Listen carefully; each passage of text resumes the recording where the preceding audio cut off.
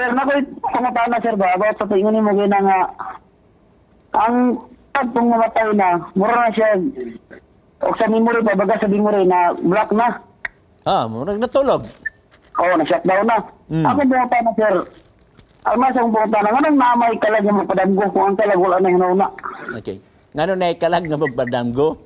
Yes. Igsoon, kanang mga damgo igsoon, with due respect, dagang klaseng damgo. Ang uban ilang unahon na nga gipadamgo sila, ang uban nagunahon na kay ngani magud nga sitwasyon ba. Mismo sa India nga context wala magtuo og Bible. Wala magtuo og Kristiyanos nga mga pagtulunan. Sila sad nagunahon na igsoon nga naay something nakigistorya sa ila pinaagis damgo. Nagani uban igsoon nga hapit na mamatay, nag-struggle dito sa emergency room, unya murag makita nila nga murag moadto nagikuno sila dito sa patay nga dito sa usa ka mananap, meaning ang iyang kalag mo balhinay nagikuno sa mananap. So makaalala mo ingon nga tinuod na siya. Pero unsaon taman nga mo man iyang eksperyensya? Nasa iban igsoon nga mura na kuno og maabri na gyud kuno ang gitawag og spirit world kay mo balik na sila sa spirit world. Mao sanay na silang una-una. Nasa iban igsoon nga mura og ang ilang kalag mo transfer na gyud kuno didto sa gitawag nato og unggoy. Kana igsoon ang uban nahitabo didto sa ospital pinaagi sa hallucination, ang uban pinaagi sa damgo. Nga ang ilang kalag mo transfer na gyud kuno didto sa usa ka mananap. Meaning to say, kung unsay naa sulod sa imong utok, unsay naa sa imong background igsoon, adunay dakong possibility nga kung mag-hallucinate ka na or magdamgo ka, ang imong past nga experience nga imong nakatunan, ma-impluwensya didto sa imong damgo. Okay? Kabalo nga daghang damgo naton na experience nga imposible yung kaaiba nga gakahitabo. So, magisgot ang damgo igsoon, ang damgo rin nga katuan, kaning damgo rin na balaan kasulatan nga, gidamgo ni Daniel, gidamgo sa hari, uban pa.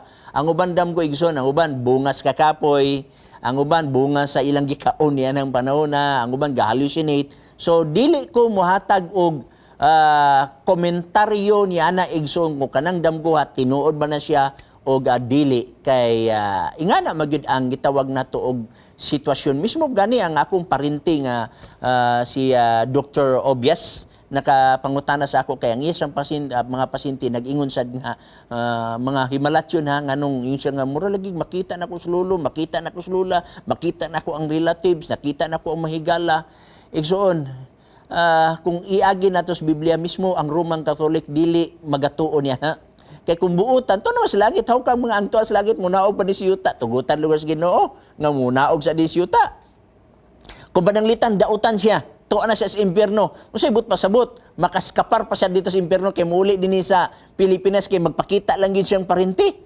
Mo na bitaw diya nga, ang question diya, kinsa ka to? Kinsa ka to? Kaniya to igsoon sa dili pa ko Seventh-day Adventist. Naka-eskwela ko sa Cebu Institute of Technology. Dito sa private nga gitawag private road nga akong gipuy-an nami mga rumit igsoon nga mahilig mag spirit of the glass. Unya sila gatawag sa we are calling the spirit of Rizal. Ana sila, we are calling the spirit of Bonifacio. Unya karon ang baso magdagan-dagan sad. Unya matod nila katong ilang gitawag espiritu kuno to ni Rizal. Ang pangutan kung si Rizal tos langit makanaog pa katong balik. Tugutan kas Ginoo. Kung pananglitan si Rizal to na sa impyerno, tugutan sa kas Ginoo nga makagawa sa impyerno. Mo na nga usahay ka ng mga damgo isuon, walay katinuoran pila ra ka kadamgo igsoon ang tinuod. Na magyapoy damgo igsoon nga mga tinuod nga gakahitabo. For example kaning buhat 2:16 o 17. Nag-ingon din atong basahon na nag-ingon dire 2:16 o 17. Akong basahon nag-ingon. Apan kini mao ang giingon sa propeta nga si Joel og mahitabo sa kaulihang mga adlaw nagaingon ang Dios nga pagabubuan ko sa akong espiritu ang tanang katawhan og magahimog propesiya ang inyong mga anak nga lalaki og mga babaye og ang inyong mga batan-on makakitag panan-aon og ang inyong mga tigulang magadamgo og mga damgo. Na siya pero kanang damgo igsoon nga mo complex sa Bible di gyud siya tinuod para sa imong giingon garon nga pinaagi siyang damgo gibisitahan si siyang mama, siyang lula, dili na tinuod igsoon kay atong magibasa diri nga ang patay wala na siya gugma, wala na siya kasina, wala na siya pagdumot. Unya ang patay wala sila'y nahibaw-an bisag gamay. So, kanay imong gingon, bunga na siya sa kahago, kakapoy, sa atong pakigbiso dining adlaw nga inig kagabi matulog ta, aduna tay mga damgo. Usbong ko, inig kamatay sa tao, that's the end. Wala siya sa impyerno, wala siya sa langit, nagpaabot siya nga bubalik si Jesus Christ aron siya pokaon. Sumala sa atong gibasa nga mga bersikulo ganina.